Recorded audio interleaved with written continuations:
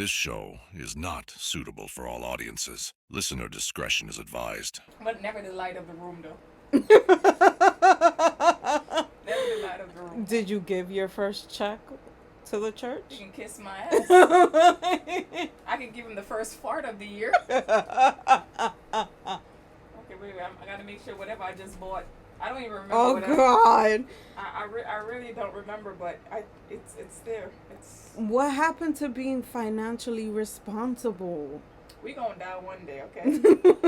And I need a story to tell God. I don't know about you.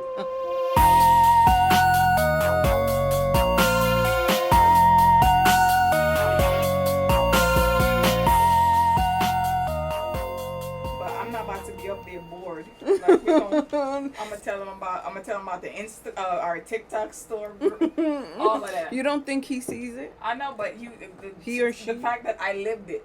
He living through us. That's gay. That's big old gay. So testicles 1 2, testicles 1 2. Remember how you said it's always the good one that get it? Yeah, man. All right. Wait, get it meaning what? Like die? Yeah. Yeah. Okay. I have an interesting one for you. Go right ahead. Her name is Irene Garza. She is actually of Mexican descent. Irene Garza. Okay. Okay.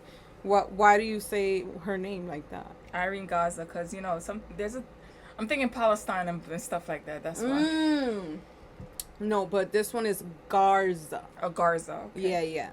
And you wouldn't have known about her anyway because Irene was born... I'm talking about when did you get up from the chair? I didn't see you get up from the chair. Oh!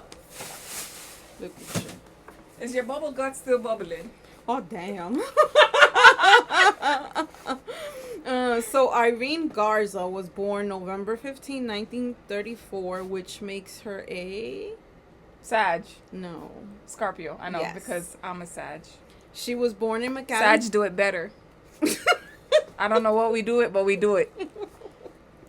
She was born in McAllen, Texas, to parents Nicolas and Josefina Garza, and she had an older sister named Josie. So both Josie and the Pussycats. I don't know nothing else. Me neither. So she was you always throw me off with fucking lyrics. Let's say it's gonna happen. Get over it. So her parents were both born in Texas, so they were descendants of Mexico. Together, Nicolas and Josefina owned and operated a successful dry cleaning and laundry business in McAllen. Laundering money. No. I'm just saying, I would. During her these people are not capable of that. Okay. You'll see. During her early childhood, the family lived in one of McAllen's poorest neighborhoods on the south side, and through hard work and the success Why the south side is always poor? I don't know. Every time I hear the poor in the south side. What part it's down. What part of the Bronx are we at? I don't know. I bet you it's but the we south live side. Up north, though. But we're the south side up north. Actually... Yes, we are on the south side of New York State. I'm trying to tell you. Damn. Yeah. Mm-hmm. It's okay. We just work here. So through the hard work and the success of their business, they were able to move the girls to a more affluent neighborhood on the north side. Aflac. Where did you get Aflac? Affluent? God.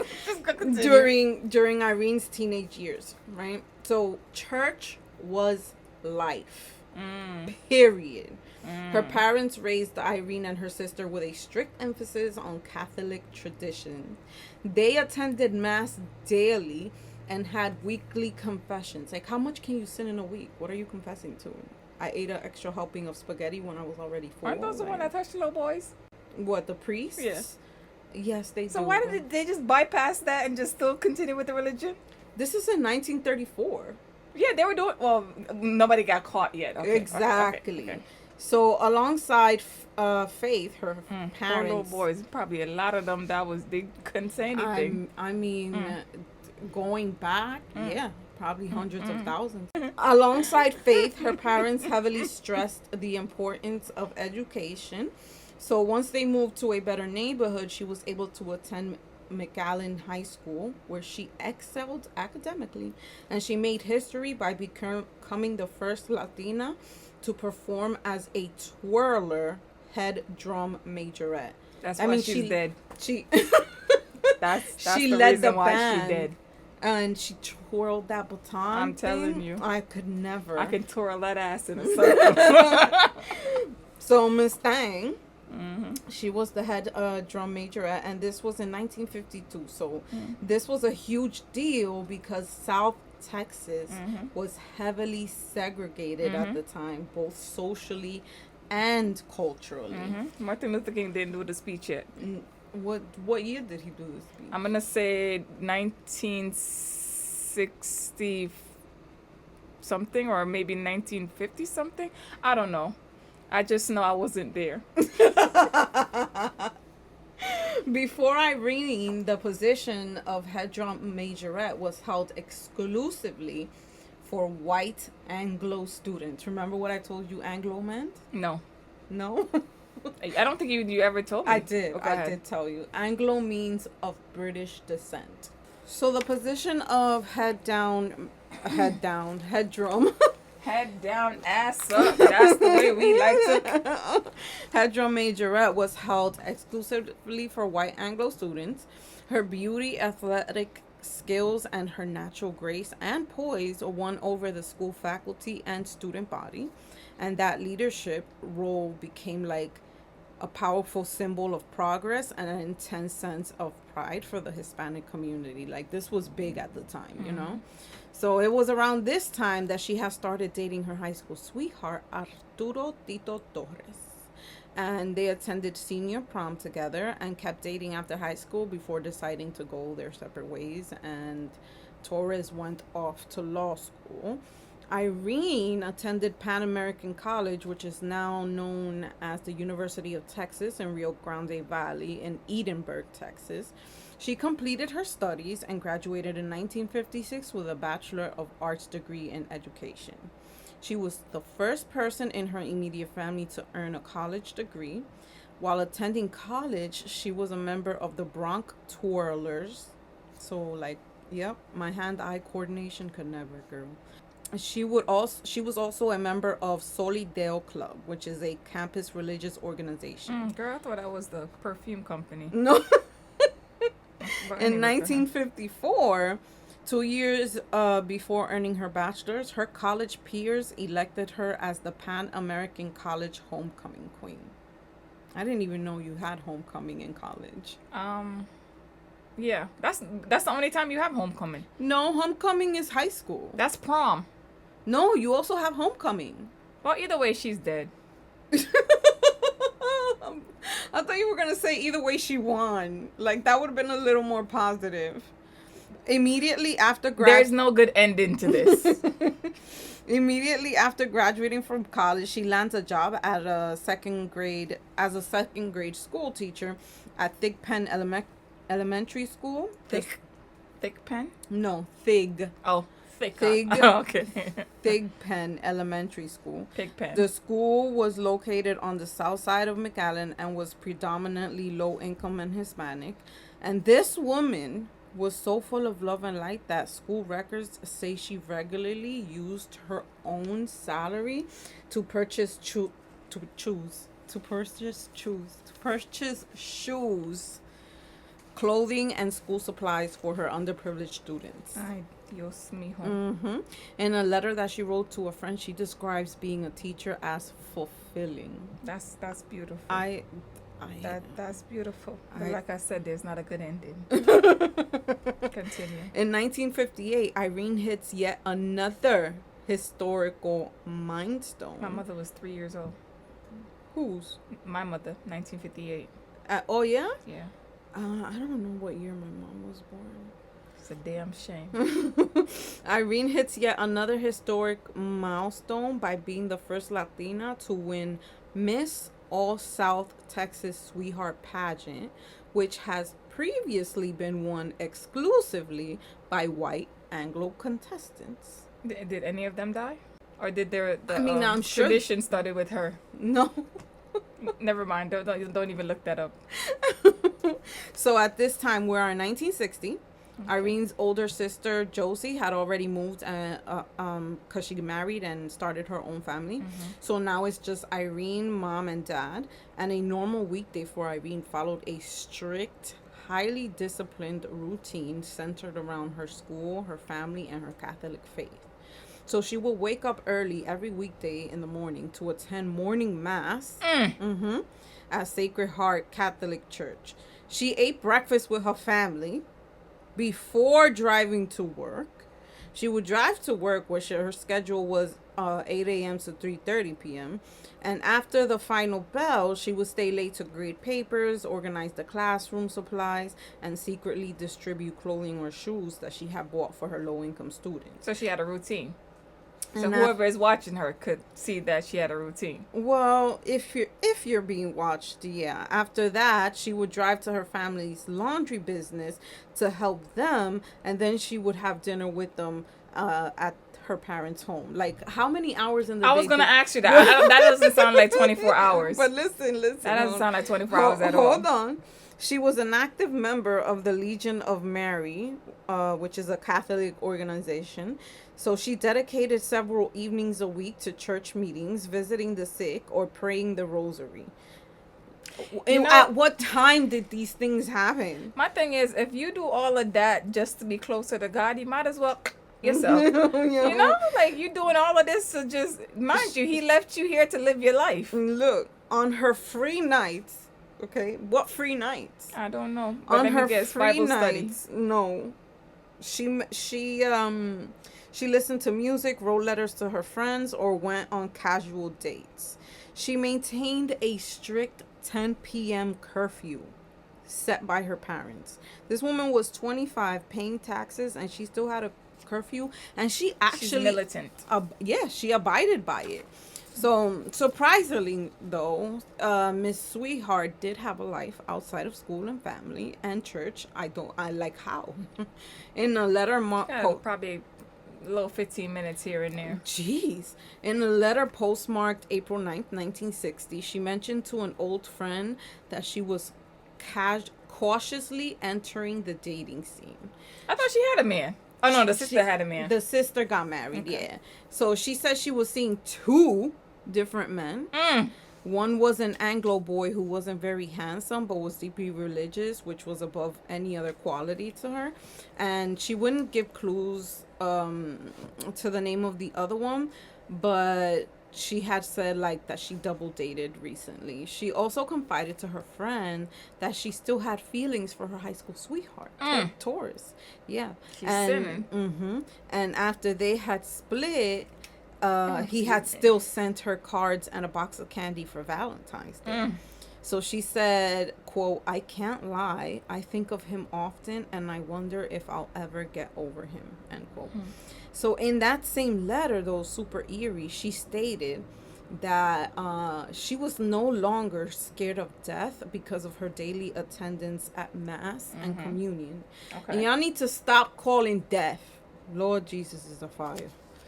So now, I lost. What like every single case, well, not every single case, but some of the cases we've done, like we covered, what was her name? Not Tioni Theus. We covered Tamika Houston. She had told her then boyfriend and her best friend that she knew she wasn't gonna live to 25. Oh, so you're saying there's power in words? Yes, correct. So I'm gonna be a trillionaire in the next 2 years. And I believe it 100%. The Lulu chill is Trululu. So now it's Holy Week. Irene goes visit a lifelong friend who she's known since she was 8 years old, Anna Hollingsworth. They're chatting it up, sitting on a twin bed, and Irene starts telling Anna that she has become disturbed with a recent visiting priest at Sacred Heart Catholic Church. Pause. Who's the new visiting priest? His name is John Bernard Feet, and he was born on November 24th, 1932 in Chicago, Illinois. He was the youngest of 3 siblings, born to a traditional German Catholic family and raised surrounded by working class families. He completed grade school education and his freshman year of high school at St. Michael's High School in Chicago. And then from 1946 to 1958, John did his seminary training. At 13, his parents sent him away to begin high school seminary training at... Seminary meaning to become a preacher? Yeah, exactly. At an all-boys school in San Antonio, Texas. Okay. And then he transitioned into an all-male college seminary to study under missionary oblates of Mary Immaculate. And at an I can never say that word. Evangelical. Evangelist or evangelical. Bet you we know. Religious order. So in total, Faye spent 11 consecutive years isolated in the San Antonio seminary system, followed by dedicated clerical training in Mission, Texas. Isolated with other boys. Correct. On September 8th, 1958, at roughly 25 years old, Faye was formally ordained as a Catholic priest for the Oblates of Mary Immaculate, taking his permanent vow of celibacy. I think before they take their permanent vows, they should try having sex and seeing Pour if, out. Yeah, right? Bust it open for every, safe though, safely. I But think throw that ass so. in a circle. Yeah, so that they Yeah. don't become curious later on, because Yeah, it I believe in sounds that. pretty much like his parents decided for him Exactly. that That's he exactly was what gonna happened. be a priest. Like that has to My come mother from. couldn't talk. Well, I grew up in church. Yeah. I'm a big sinner. I feel like that has to come from within you. Yes. You that's know what true. I'm saying? So true. in the 1950s, the Rio Grande Valley south of Texas was experiencing a critical shortage of active Catholic priests. So new ordained Faye gets assigned to a regional pastoral school run by the Oblates in San Juan, Texas. And from this hub, Faye is assigned as a visiting priest to take... Question: do they get paid? I don't know if they got paid at that time. Probably from the tithes. Because at that And how much do they pay hourly, or is it? Girl, this is 1950. I'm just saying, the fact that you doing God's work and getting paid for it. Well, they need to live. Well, you need to talk to God about that. Not man. So he would travel to different parishes to assist senior pastors in nearby churches. So he was sent to visit Sacred Heart Catholic Church in McAllen to help hear heavy lines of holiday confessions during Lent and Holy Week, which is during March and April in 1960. I think priests are nosy. That's why they become priests. I mean, they want to know all the tea. Yeah, but for that, become a therapist. They Nah, get the priest is free. You just go inside the church and just, Father, forgive me, I have sinned. Yes, but she's going to confessions every week. What are you confessing to? She had another life. At what time? This girl was already busy. Maybe she Or maybe like her thoughts? Yeah, I guess so. Maybe she I was guess. gay. She was not gay. Go ahead. So, Irene's intuition would later prove her right, because 3 weeks earlier, John was assigned to Sacred Heart Church in Edinburgh. Because it's Sacred Heart Church in McAllen. I know a project named Eden Wood. No, it's not Edenwood. That's Eden something. Yeah, and it's actually the worst project. Well, actually, if you drove by Edenwall, there, Edenwall, yeah. If you drove by, well, right now they knocked down a bunch of buildings and they have these buildings, Get private out. owned, yeah. Yeah. A lot of they're trying to knock them all down. Get out. Yeah, if you go There's there, actually and they even changed the color. It's gray. It's not the burgundy color looking. There's actually a documentary on Edenwall? On Edenwall. It's called a blockumentary made by the people in Edenwall. So you couldn't even police wouldn't go in there, just Yeah. like the Marcy projects in Brooklyn. So that was the worst project building in the Bronx. Oh, so let me get back to that. So Edinburgh, Texas. A 20-year-old college student, Maria, America Guerra, was praying alone at the church altar when Faye crept up from behind her. He grabbed her, stuffed a rag in her mouth to muffle her screams, and attempted to bind her, but Maria fought back, and she managed to bite his hand and successfully broke away from his grip and ran out of the church. Supposed to run in the church for safety. Dead ass. Maria immediately reported the incident to local authorities. She said she was ambushed by a man with dark hair, horn-rimmed glasses, and that the man seemed to be a priest or was dressed like one. And then, not long after that, he creeps up in his car to another girl, a Beatrice Garcia. I know Beatrice. A 20-year-old going to work, and he tells her, I need to know your answer to this if a guy says this to you. I would love to photograph you in all black by the cemetery. Bitch, who? You're not talking to me. Nigga, if you don't get your ass on. That's my answer. How do you say that to someone? Freaky ass. Matter of fact, I'm calling the cops. That's what I'm going to do. Matter of fact, no, I'm going to say let's go. But I know a different route to get to the cemetery. We go straight to the precinct. What if he attacks you in the car? I'm strapped. Besides telling Anna that she was... And I have a dash cam that's listening to the conversation. This is 1954, I think. 1960. Well, I'm looking like everything black and white. Besides telling Anna that she was disturbed by this visiting priest, she also tells Anna that the priest thinks he's handsome. And she said going to confession wasn't the same anymore because she said that on previous occasion, Fate would physically exit his side of the confessional booth, open her side, pull her out by the arm and say, this place isn't good enough. A church is not good enough? A church is not good enough? Let's go to the rectory where you'll be more comfortable. And then they would walk past... he would walk her to the pastoral house because that's what the rectory is. That's where the priest lives. And together, Irene says she was hesitant and returning to the church for her mandatory Easter confession on that coming Holy Saturday was going to be hard. And Anna says, yeah, well, friend, what we going to do? And Irene was like, we will see.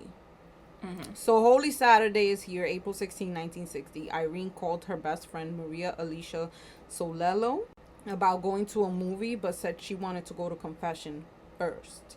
She had called another friend, Sylvia, to come with her to confession, but Sylvia wasn't home at the time, so she didn't even want to go alone. And she also called the church so that she could speak to the senior pastor to make sure, like, hey, pastor, I want you to take my confession. But who picked up the phone was Faye.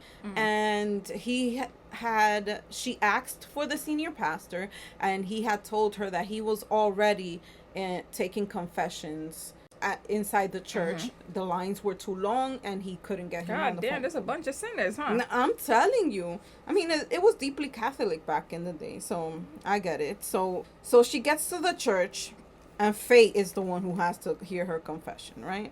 Witnesses saw Garza walking into the church at around 7 because the main public confessional lines were long. 27-year-old Faye invites her into the private church rectory, which is the pastoral residence, I can't stress that enough, to take confession. Faye said he heard her confession and then left the rectory with her at about 7:30, but no one saw her leave the rectory though. Plenty of people saw Irene arrive at 7:15, place the white lace over her head, and standing in the public confession line inside the main church. They saw her exiting the church and walking towards the rectory, and dozens of people said that they never saw her leaving the church or walk to her parked car. And to that I say, yeah, nosy. Like, you know exactly when I got there, but you didn't see me leave. Why are you watching me? So 10 p.m. Well, then again, they probably didn't have cable. No. So, well, you know, I'm sure they had TV. But they didn't have cable, though. Not what we have today, but they had so TV. it wasn't that interesting. They didn't have Flavor of Love. No. 10 p.m. comes, and Irene's parents notice that Irene has broken 10 p.m. curfew. Oh, shit. But then, it's Easter weekend. They figure she must have stayed for midnight mass. What the fuck kind of turn up you have on Easter? What kind of turn up? I didn't even know you had midnight mass. Exactly. My cousins, when I was little and we were celebrating like Christmas, they would leave to midnight mass and then come back to open the gifts. That sounds like an orgy. No.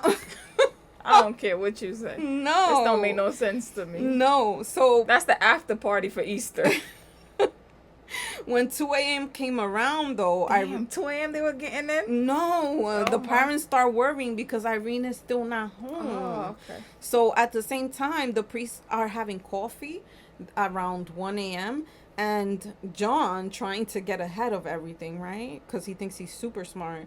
He mentioned an odd incident of a young woman who wanted to go to the confession, who wanted to go to the rectory to do her confession, and he had to tell her to go to confession in the church.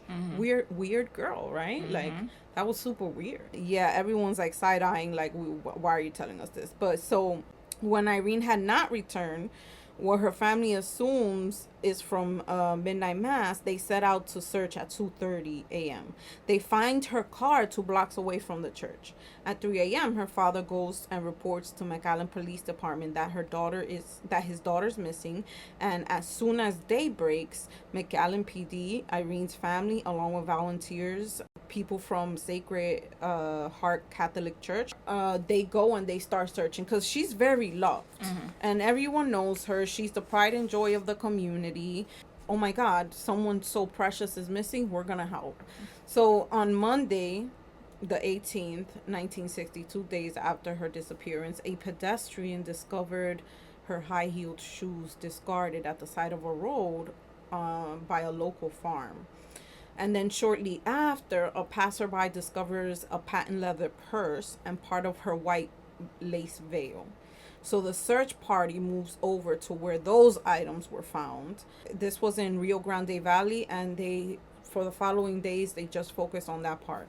On Thursday, April 21st, 1960, 5 days after her disappearance, Irene Garza's body is discovered in a local irrigation canal. She was spotted and pulled from the water by members of the search crew, and she was found floating face down with her lower half covered in mud, but she was fully clothed. She was taken straight to the ME's office for an autopsy. The ME said she was clothed, but her shoes, stockings, and panties were absent.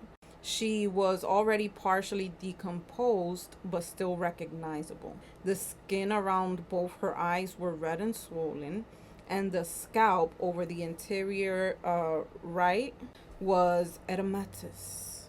Do you know what that means? Full of fluid. I'm learning so much. Okay. Aren't you proud?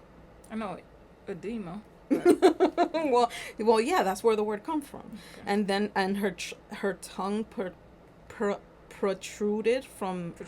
I hate that word. Protruded. Can I just be childish and say her tongue was sticking out of her mouth? Go ahead, sis. Go ahead. And guess what else? Remember, we can't spell cemetery.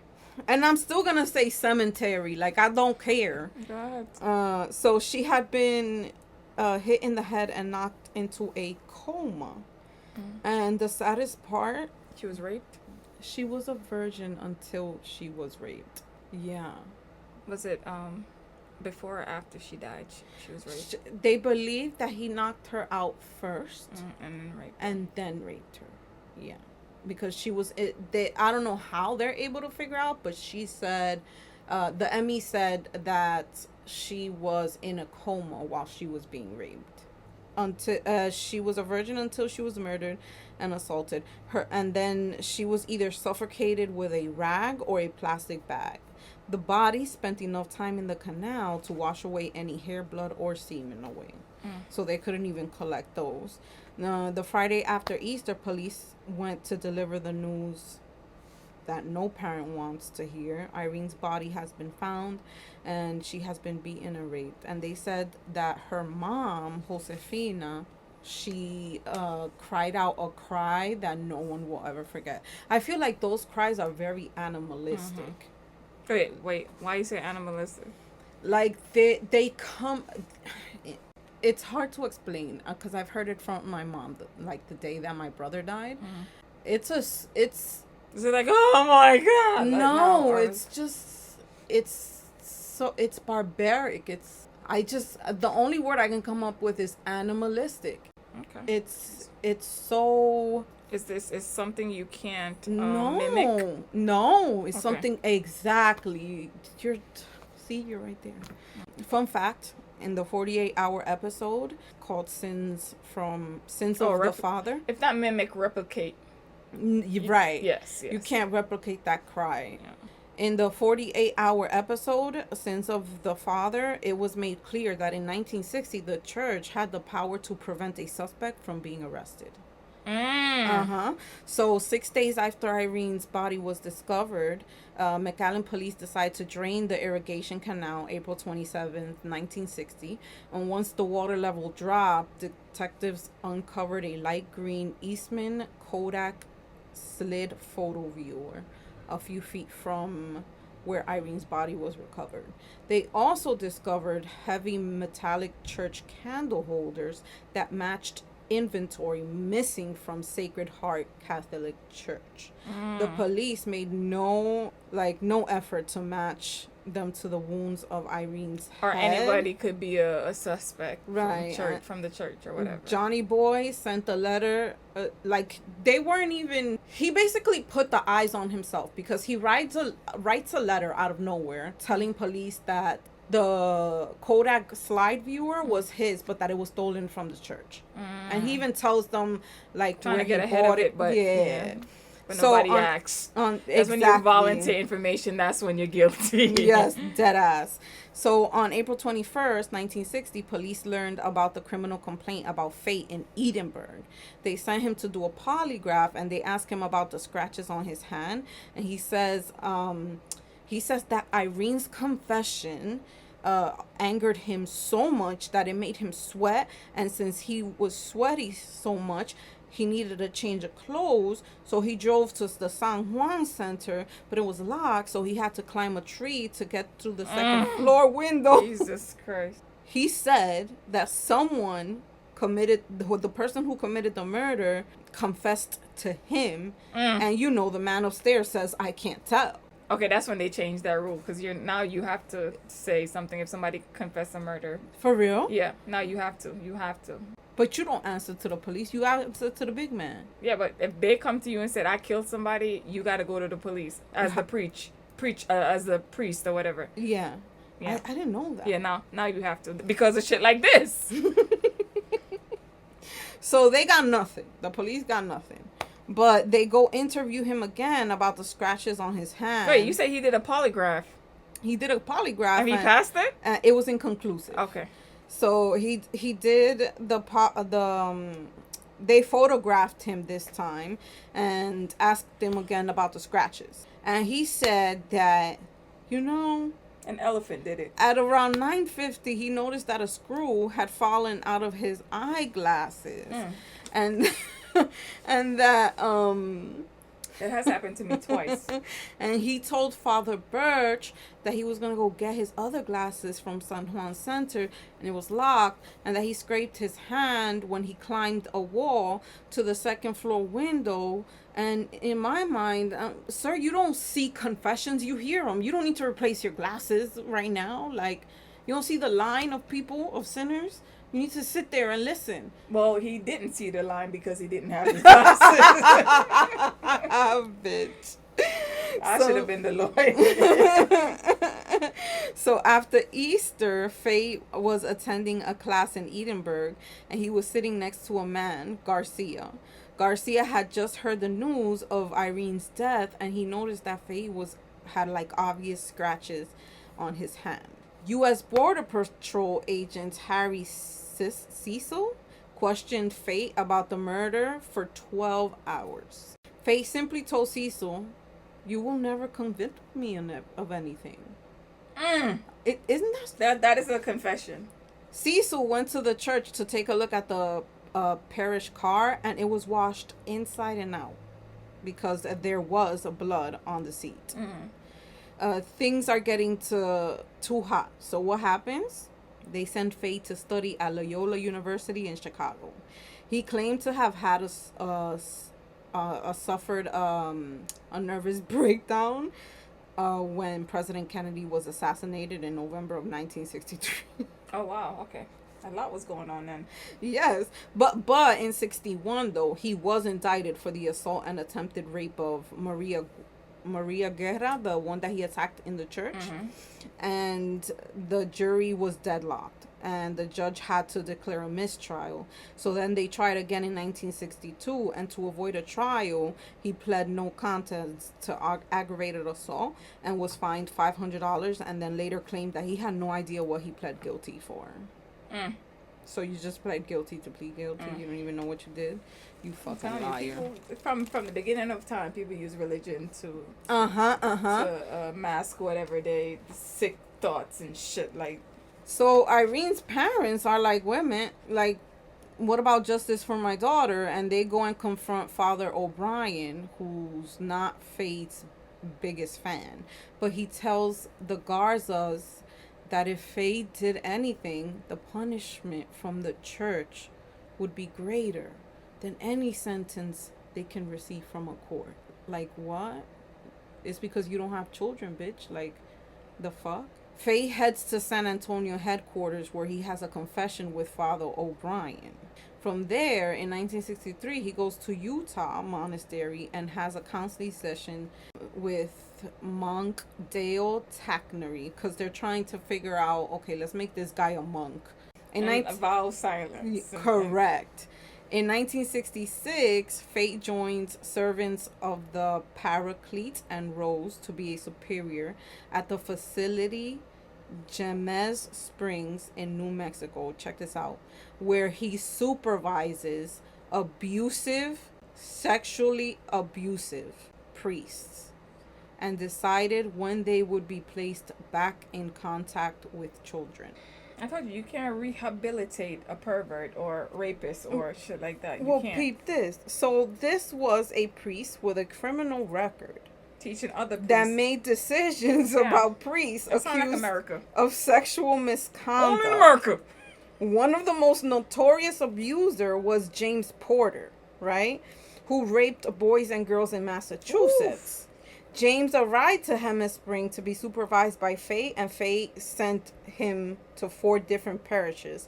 And each time, he was sent back to Faye for molesting boys. Yeah, because he likes to share the stories. Like, tell me what, you will never outdo me because I killed the bitch. James was even caught sodomizing a boy in a body cast. Okay?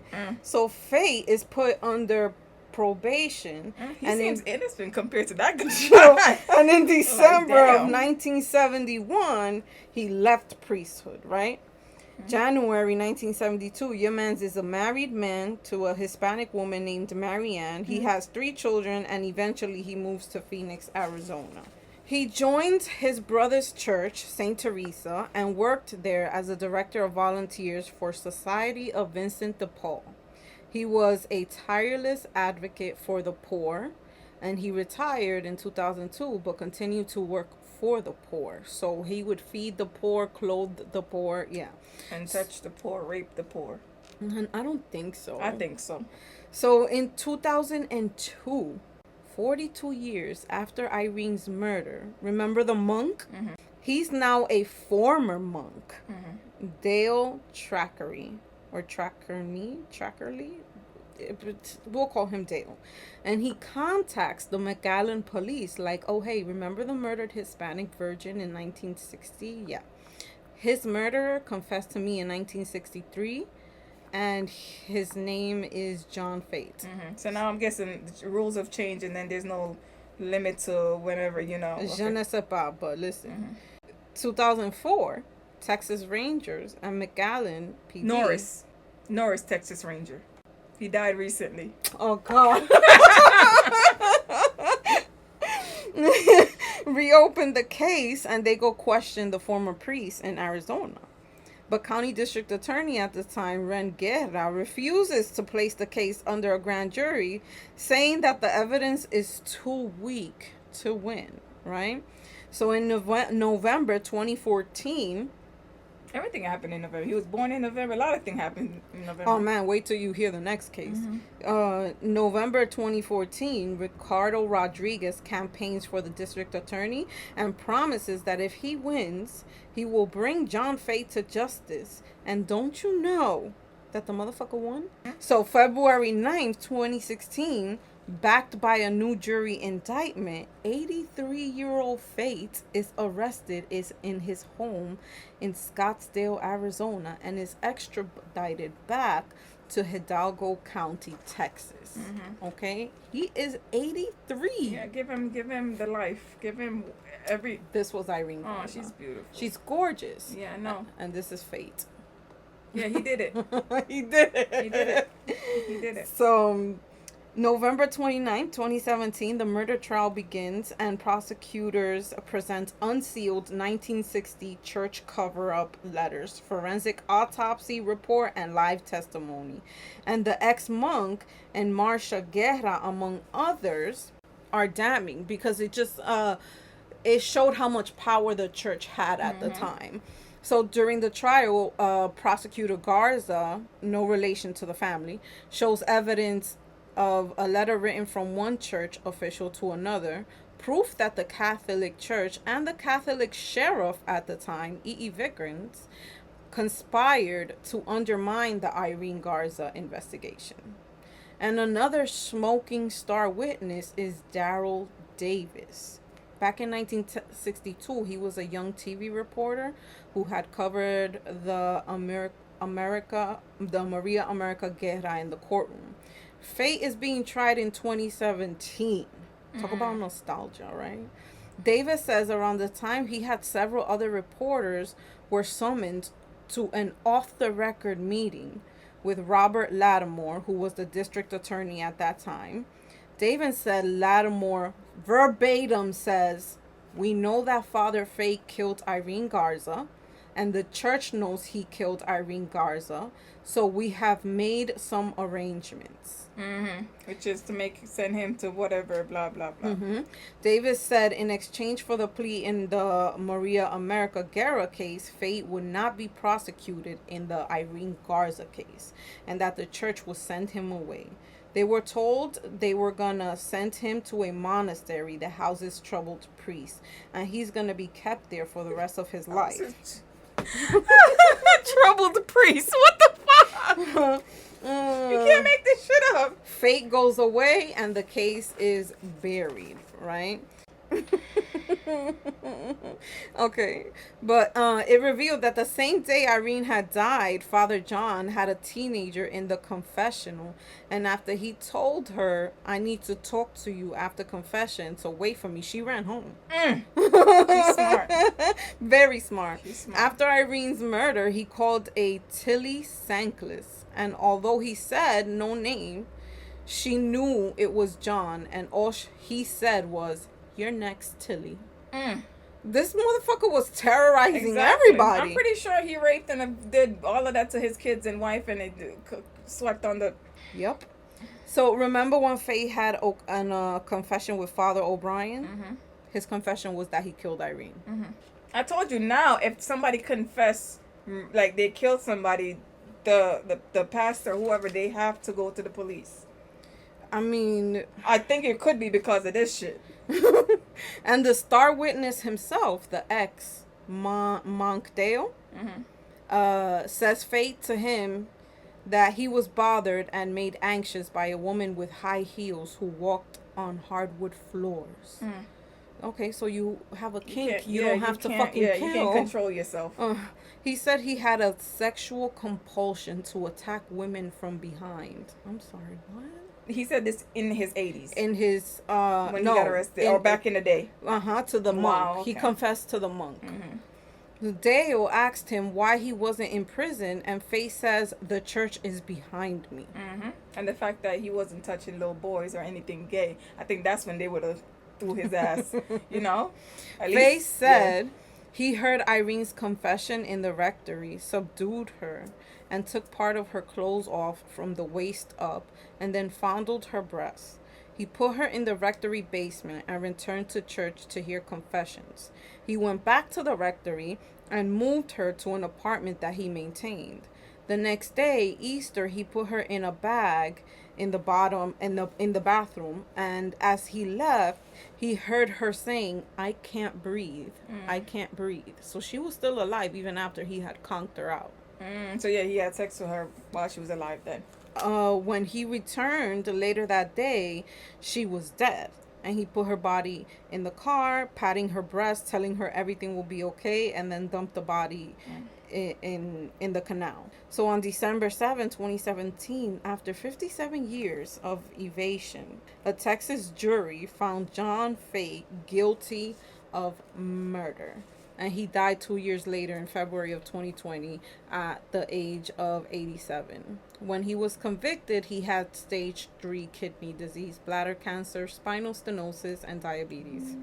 He was designated for a geriatric housing and spent his final days between his room and Galveston Hospital. Irene and her parents, Nicholas and Josefina Garza, are buried side by side at Valley Memorial Gardens in McAllen, Did Texas. she have any descendants, like cousins and nieces and nephews? Yes, Okay. In her last letter, which was also read in court during impact statement, Irene wrote, quote, I pray to God that I will love him as I should, because many times I find myself wanting to rebel against him, especially with all this sadness in the world. But I know I'm just human, and he's so much smarter than I am. Who am I to question his ways? God didn't make things easy for us, end quote. I'm sorry, but in my opinion, justice was not served. I was just about to say that. I was gonna say, see if you agree with me. You know, open mind. Her descendant, whether it's niece's nephew, instead of sending him to prison, they should have been able to beat his ass. just hear me out. Whoop his ass. You know what I'm saying? Like, he gonna let him just sit and let his organs slowly die. No, just let them beat the shit out of him. Bro, justice was not served. It was a waste of resources, a waste of my tax dollars. He married, he had 3 children. Yeah, but we needed this to change the system. He had grandchildren. He died at 87. He lived a full life. Like I said, they should have had the family member whoop his ass. Irene didn't get to live. On the daily. He murdered in plain sight practically, and he got away with it. So what he goes down on paper as the official killer, and her case is finally closed. So he stole 57 years from her family, and we stole 2. That's why I said the family should have whooped his ass, right? And then also, if you confess that you're going to hurt somebody, they have to also call the police. Let them know. Do you think so? Are you No, sure? I'm 100%. Yeah, 100% sure. Look it up. They have to. Okay. No. A Catholic priest does not and cannot go to the police. Right in 2026. Right in 2026. Right in 2026. No. I know that's the code of the canon law. That's the absolute rule. You don't answer to authority. You answer to this authority, the dude that, you know. If your husband is beating on you, you can't even divorce him. Right. Right? They gonna talk to him, blah blah blah, and then he's gonna go back and beat you. A priest who breaks this seal faces automatic excommunication and permanent punishment from the church. That is stupid. No exceptions.